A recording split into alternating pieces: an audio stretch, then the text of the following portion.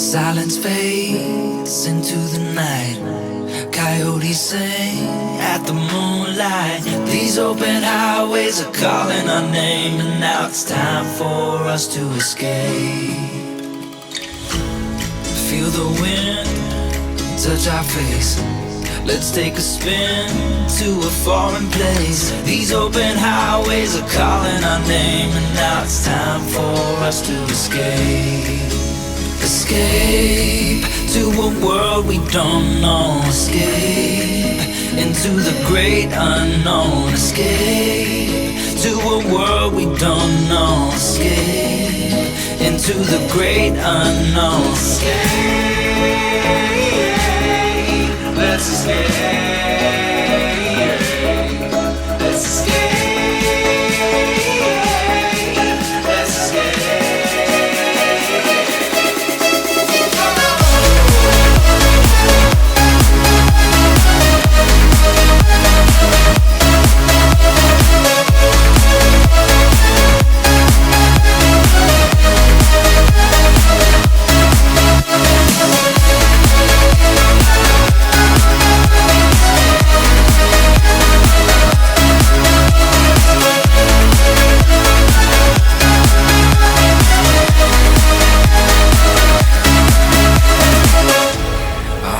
Close through the night.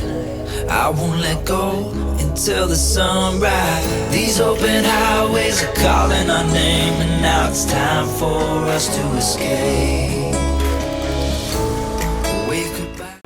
What's happening, everyone? Welcome back to a brand new episode. So when you think of Central Asia, what's the first thing that comes to your mind? Well, for me, the Silk Road. Growing up as a little kid, learning about all the merchants, all the trade routes that go between China and the Mediterranean and so on. It's the Silk Road, the fabulous merchant cities of the Middle East, of Persia, of Central Asia come to mind. And well, today another bucket list item has been checked, and that is Samarkand in Uzbekistan, guys. Just made it here yesterday, and check out the beauty. First thing that I came to do this morning, got up early, got in early at 8 o'clock, right before the doors open, so I can take a glimpse at the famous Registan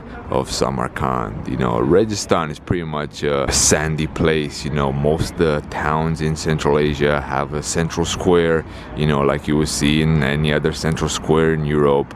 But the Registan is usually where the madrasas are, where people gather, to socialize and so on. But without any further ado, let's go and explore the beautiful Registan here in Samarkand and some of the other sites around. I kind of matched a little bit my jacket with the beautiful turquoise of the tiles that you see all throughout the architecture, the buildings here in Uzbekistan. Turquoise is part of their national flag, one of the colors. But either way, I actually just got this because it's a little bit freezing at 8 a.m. It's around 2 or 3 degrees, not bad whatsoever. I actually came from a little layover in Astana in Kazakhstan, and it was a full-blown snow there, guys. It was so much snow I haven't seen for quite a bit of time. But either way, that's just a little parentheses into my journey. So let's go and explore the inside of the Registan of Samarkand. So just got the ticket and made it through, and this is pretty much what you get at 8 o'clock. No one except the guy that's cleaning the leaves and makes a whole bunch of noise. But let's go and explore a little bit the ancient side, take some photos. Security guards are pretty much questioning everyone that's entering this early to see if they have the ticket. They're not sitting at the entrance, but check out the marvelous building of Registan, guys. So this is one of the main points of attraction, if not the hotspot here in Uzbekistan. This is one of the courtyards, and check out the majestic architecture, guys. I mean, this whole complex is purely outstanding. Check it out right there. Very similar once again to the architecture that you see in Iran.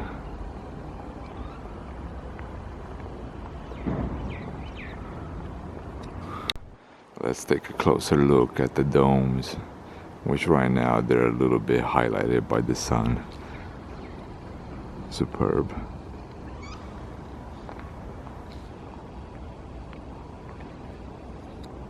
So the ticket that you buy is 40,000 soms, which is roughly $4, but it's good for the full day. So that means you can come at night as well and explore, which you're gonna get a highly different experience, no doubt. I mean, perfect timing in the morning for photos. You know, there's barely anyone here, but you know, overall it's definitely worth coming at night as well, making another short little trip. You know, I'm here for a couple of days in Samarkand, and that was one of the main reasons I want to enjoy this place and experience it at night, in the morning, and you know, throughout the day. Why not? So guys, a lot of these buildings are actually still tilted. As you can tell, I'm holding the camera right now actually straight, and the tower on the left is leaning completely. You know, the good thing is they're connected and it kind of has a little bit of support, but these towers most likely were reinforced one way or the other, because if not, they would have fell completely.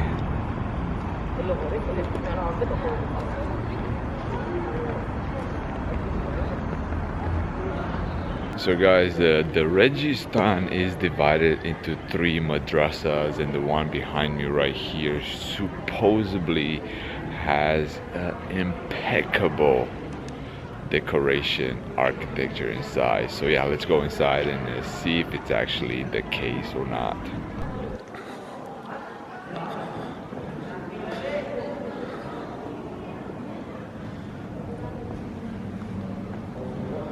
Okay, so yeah, this is mind-blowing. Check it out.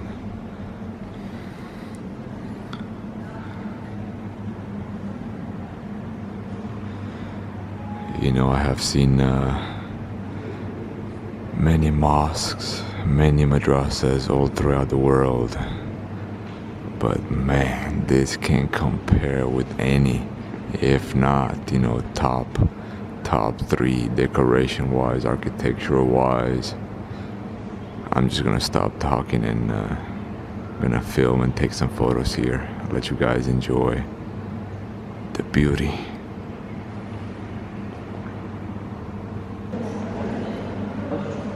Okay, this is pure outstanding.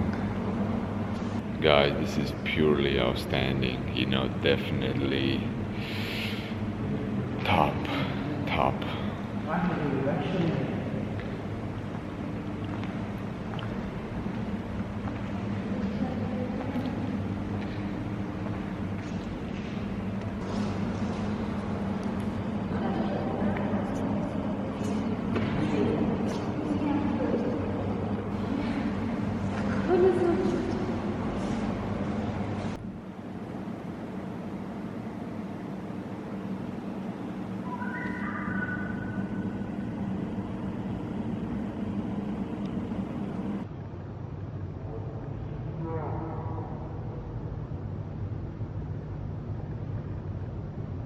As you can tell, there are quite a few shops within the madrasas, but if you come early enough, guys, there won't be any, you know. So that's why I came in right when he opened, took my photos, you know, took some let's so-called selfies with my tripod, and then proceeded to do these little videos. You know, nothing wrong with seeing these little shops here or not, but I think it looks a little bit more you know, traditional, a little bit more unique when you don't have the shops open and they're just the interesting little closed doors.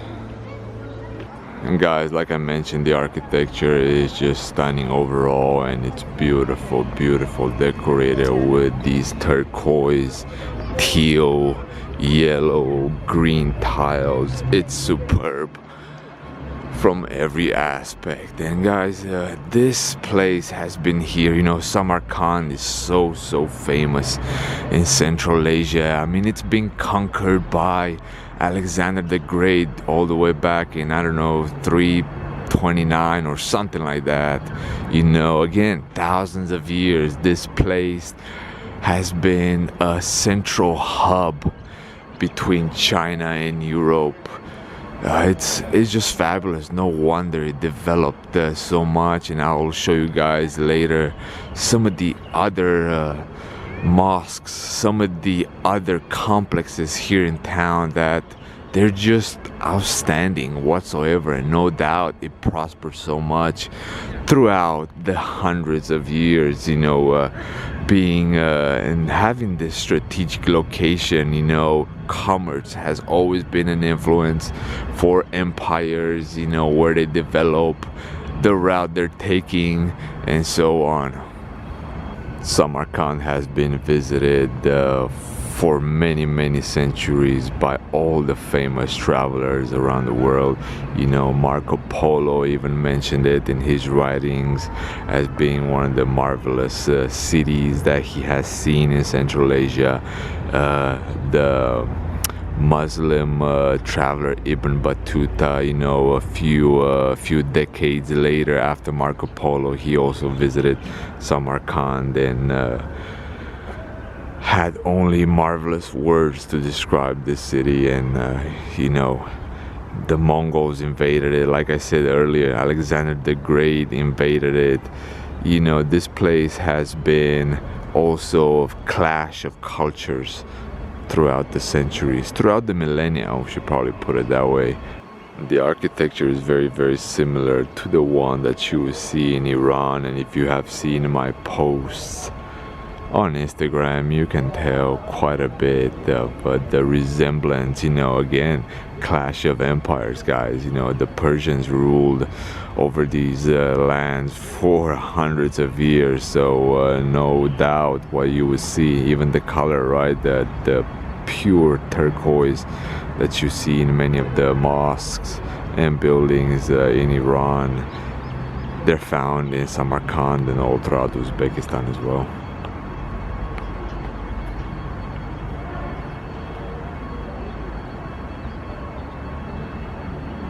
I do suggest you guys keep the ticket that you buy here at the entrance throughout the day, because from what I was told, you can come later in the evening as well and explore the Registan side, the Registan complex.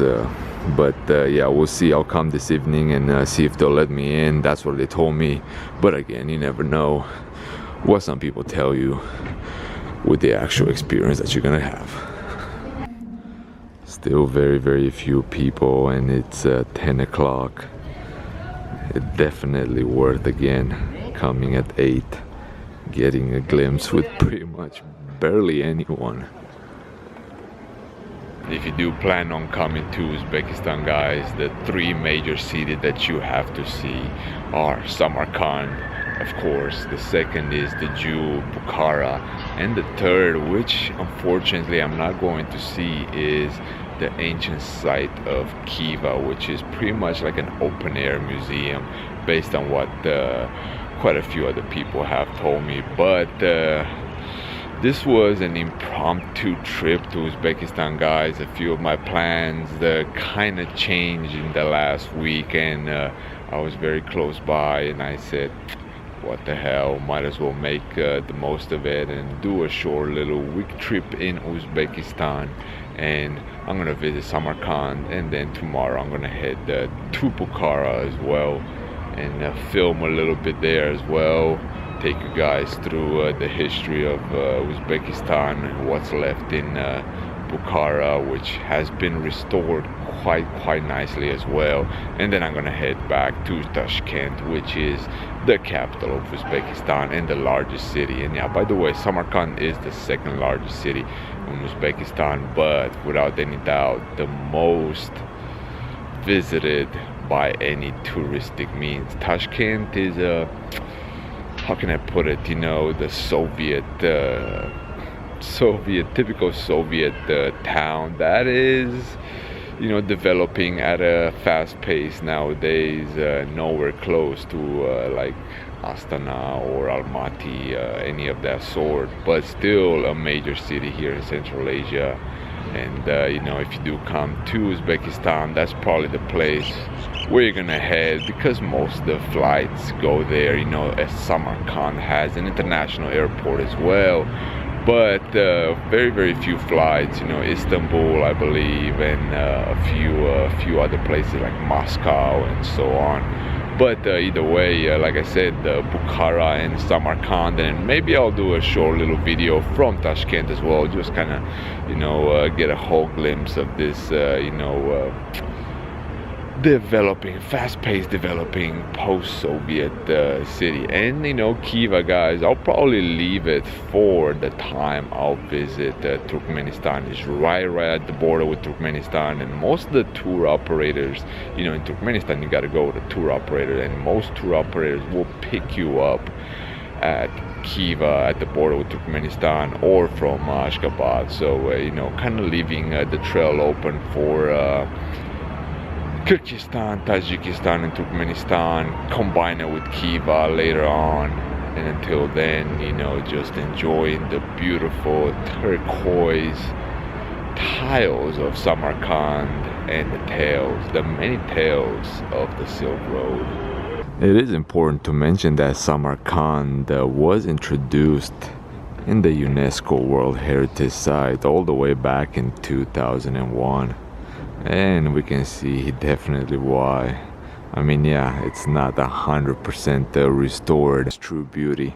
You know, we will never know exactly what the true beauty actually was, but you know, quite a few sites have been devastated here in Uzbekistan, and they have been restored over the years. But the city of Bukhara and Khiva, you know, they're the ones that maintain quite a bit of the original structures, especially Khiva, and of course they're part of the UNESCO World Heritage Site as well.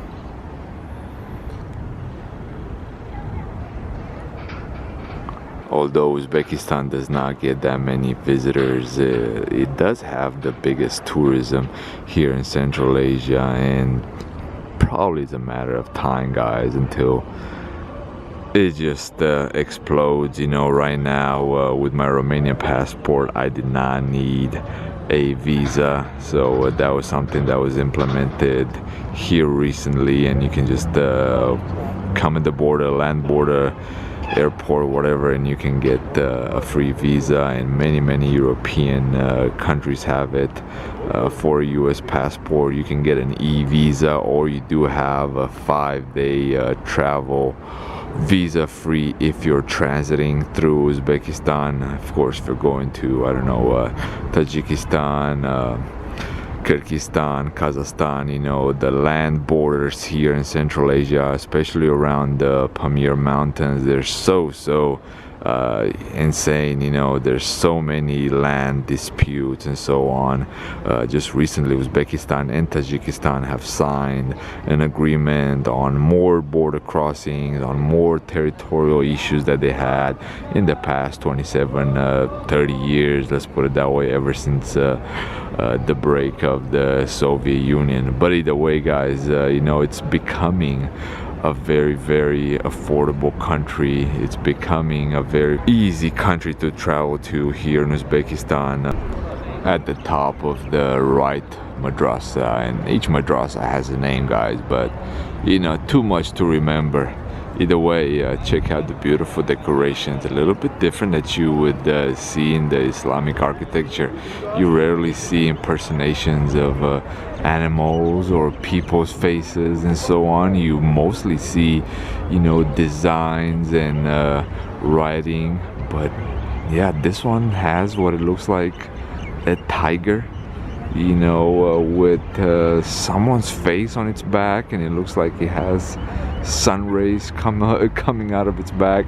Really, really awkward and very, very unique. I think this is the first time that I see something like this in a Muslim complex. If you look at Hagia Sophia in Istanbul, which is, what used to be a church, then it was transformed into a mosque, and now it's an open-air museum. That's kind of the only place that I can think of that it has other representations, just because it was a church and the Islamic writing and designs were painted over the Christian icons. But yeah, this is quite unique. Just in front of the complex you get these stairs, which are made to take a look back at the whole complex and admire its beauty. Yeah, I've seen some older photos, and this did not seem to be there. It may have been something new. The tiles look almost new, and it has a really cool spot right there where it can give you pretty much a full panorama. And you cannot come to Samarkand and not get a glimpse of the Registan at night. Should have a light show here soon, not sure exactly when, but gonna stay for a little bit. Probably gonna go and grab something to eat and then come back, and hopefully we'll see the light show as well, or at least different type of lights on the architecture itself.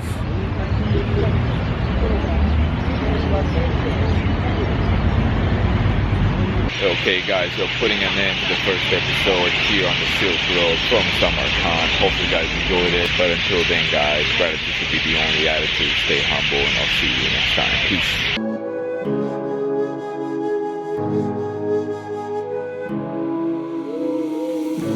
The silence fades into the night.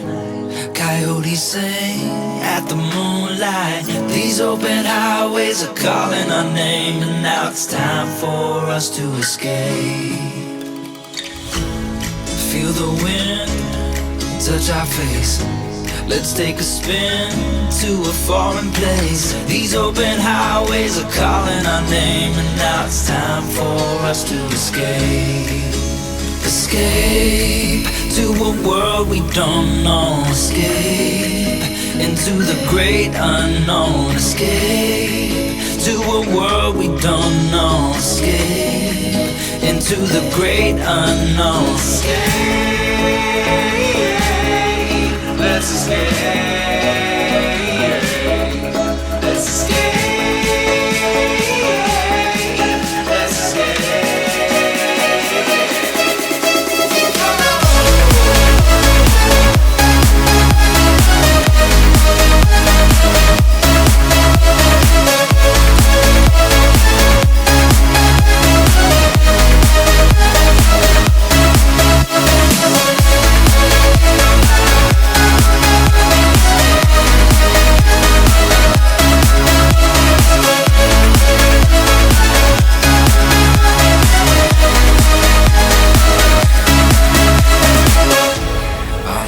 Close through the night, I won't let go until the sunrise. These open highways are calling our name, and now it's time for us to escape.